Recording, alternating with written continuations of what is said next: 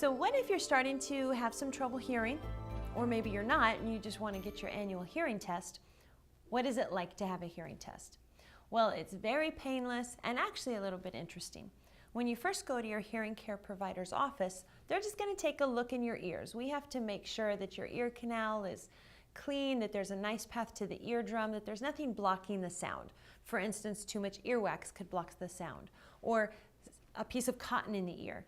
So once we know that there's a clean canal, we'll proceed into the hearing test. You'll be in a quiet room or a soundproof booth, and you'll begin to hear a series of tones. Now what we're testing for is both low frequencies, like say the foghorn, and very high frequencies, like the tweet of a bird.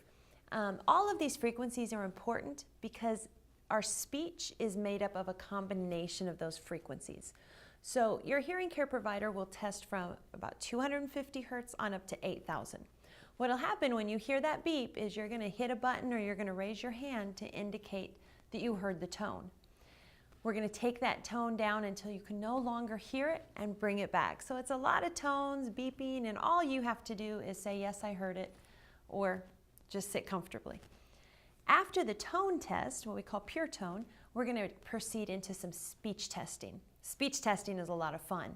You're going to hear words and repeat them. You're going to listen to sentences and stories. You're going to tell us if you like the sound, if it's too loud, if it's comfortable. And that's pretty much all a hearing test is. Some tones, some speech, and some talking to a really nice hearing care provider. So don't hesitate. Everyone should have a hearing test annually.